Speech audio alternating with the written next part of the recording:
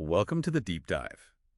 Today, we're getting into something pretty complex. Definitely. The huge gap between, say, a cybersecurity pro working for a big company and a whistleblower who ends up, well, prosecuted. Hmm. They often use similar tech skills, Mhm. right? And maybe both even think they're doing good, but one gets paid, the other gets prison time. That's exactly what we're here to unpack. It's this gradient almost from totally legal hacking to federal charges. Right. And the question really is, is the only difference whether you had permission? Is it just about authorization? Okay, so let's start there. The good guys, the white hat hackers, Yeah. authorization seems key. Absolutely critical. We're talking about ethical hackers, pen testers. Yeah. They have explicit written consent, a contract, basically. Yeah, a scope of engagement very defined. And that's crucial because of laws like the CFAA, the Computer Fraud and Abuse Act. Right. That law targets unauthorized access. So having that authorization, that's your legal shield, regardless of maybe your deeper motives. It's the technical permission that counts first. Exactly. And look at how companies use this, like Google's Project Zero. Oh, yeah, I've heard of them. Elite team. Totally. They're paid to hack, find flaws everywhere. But here's the interesting part. They set a deadline.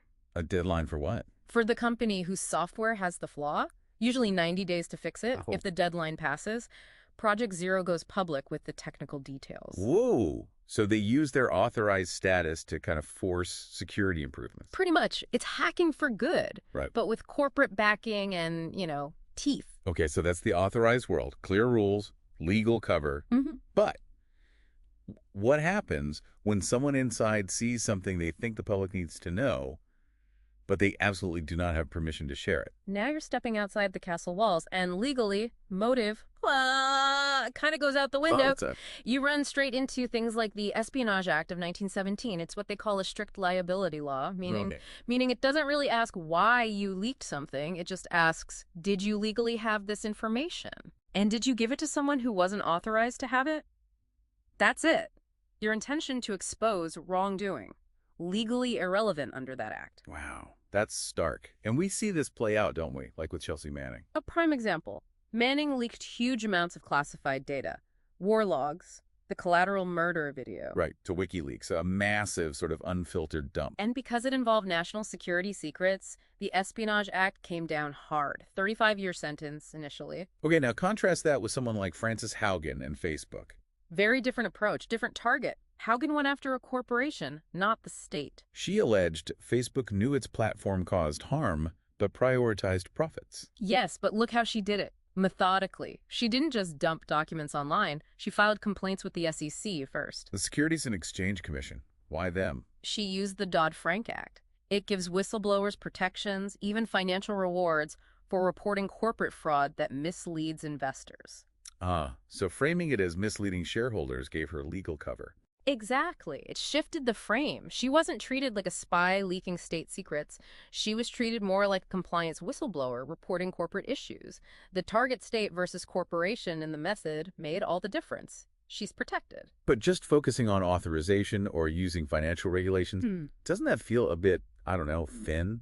If the public good is the goal. It raises huge ethical questions, absolutely.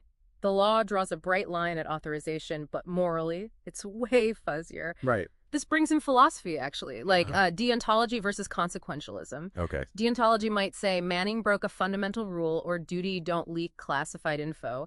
So the act itself was wrong. Yeah. Well, stop. Well, that's the outcome. Right. But consequentialism looks at the results.